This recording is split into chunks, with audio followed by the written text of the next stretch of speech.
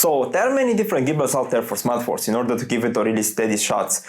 Today I have the new M7 from Hohem, whose is the very popular Axis. Hi and welcome to the channel, I'm Ito, and today I will show you why the new M7 is like the new standard in terms of features. Like, just look how many things they put in this one gimbal alone. You have a 500 grams payload, so obviously your flagship devices are supported like the biggest 24 Ultra, the iPhone 16 Pro Max, and even the foldable phones will be supported by the gimbal with no struggle on the motors. Out of the box you get a very sturdy and durable case which will protect your gimbal and also have room for accessories, a coiled Type-C cable to go from the gimbal to the phone so you can charge your phone while shooting, a USB-C to A cable to charge the gimbal, and a tripod attachment. And then the main device, which has a very robust grip, threads on the bottom to attach your tripod, which of course extends our grip. The M7 brings now an extended arm that was not present on the previous M6, which will allow you to take easily low to the ground shots or very high up shots. Mounting the phone onto the M7 is pretty simple. If you are shooting in horizontal mode, you'll have to make sure that the mount is in this direction, with the phone lens is pointing to the left. If you want to shoot vertically, just twist on counterclockwise until you hit click in place. Put your phone onto it. If one of the things about the M7 that makes it stand out is the fact that it can balance heavier devices up to 500 grams, it can also easily accommodate any accessories that you might attach to your phone like microfilters without throwing off the balance. And the M7 is designed to allow you some adjustment to accommodate for any uneven weight distribution. Now, once you have everything mounted, just press the power button and the gimbal will essentially balance by itself. And what's great is that you can see if you balance the gimbal correctly, if you need to make any adjustments to the M7 new and improved touchscreen. Coming to the M7 touchscreen, the 1.4 inch LCD that is also magnetic. You can navigate it with your finger. It has an integrated joystick on there as well, controls to manually control the pan, and tilt next to it is the shutter and the record button. This is also the zoom adjustment button that you could use while using the Hohem app. By the way, there are more than one Hohem app out there. To make sure you get the correct one, just go to the Hohem website. There is a QR code there, scan it, and will be directed to the correct one. I have this entire unit that is detachable and acts like a wireless remote to the gimbal, an absolute game changer for solo content creators. Adding on top of what I just mentioned, taking solo content creation on a new level, it's easily made by the detachable remote control of the gimbal. You can completely control the gimbal with a joystick and go through all the different menus, which I will show you, things like the balance of the gimbal, the mode you are currently using, different scenarios. You can also switch to the wide angle mode, which will switch the position of the arm and motor from the front to the back in order to not being seen when using the ultra wide mode on your camera. You can select the joystick speed directly from the remote, no need to use the Hohem app.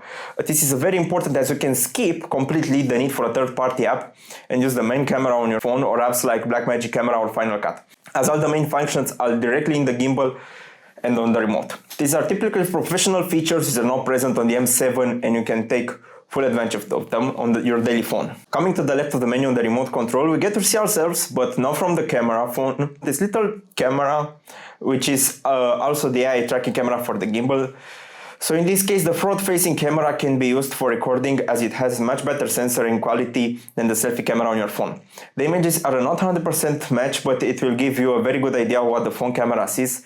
The unit is detachable by pressing these two little buttons and remove it completely or change its position. By the way, the new sensor has 100% more pixels compared to the previous one on the M6. It's also a fill light which you can control from the side roller or the main screen and change its brightness, color, temperature, go crazy RGB for your next weird video idea.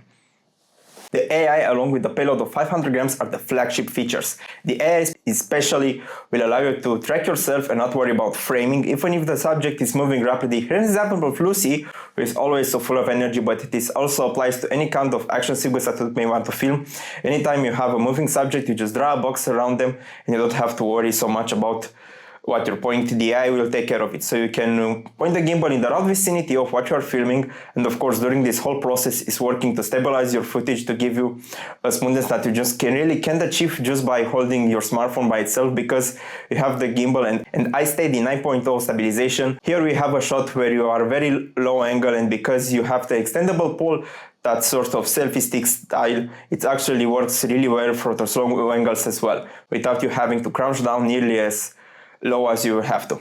The recording and the AI camera can be also controlled using gestures. To enable the AI, just give the gimbal the OK sign, the hand up sign to stop, P sign to start recording, and once you're in position, you can also take pictures, stop recording, or change your position or move yourself in the frame if you don't want to be in the center of tracking. Even if you have not used gesture before with any camera, they are really intuitive. In order to track objects, you will have to use the Hohem Joy app, which also gives you some video templates to choose or inspire from. The M7 has multiple different gimbal modes that you can choose from.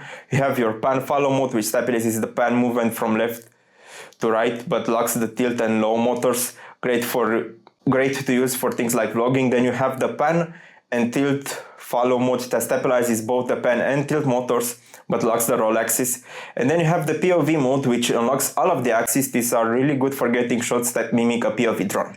Now, something that makes the M7 great is that it can rotate a full 360 degrees and support infinite spinning, and the great way the gimbal takes advantage of that is with the M7 Inception mode. All you have to do is press the M button 3 times in a row, and it will go into this position and will do a 360 degree spin and give you some really dynamic looking footage. There is also a feature called waypoints that allows you to long press the A starting point, move the gimbal, and then long press the B ending point. Then double tap to smoothly move between A and B and create a timelapse, or single tap to jump between A and B points. So let me hear your thoughts down below. Regardless, I'm more than happy to see the Hohem bringing new innovation to the gimbal market with the M7. And guys, that will wrap it up for my look at the brand new Hohem M7. Hope you enjoyed this video and give a big thumbs up. Share your support, feel free to subscribe, and lastly, leave a comment. That will do it for me for today. I hope you enjoyed. See you next time. Bye bye.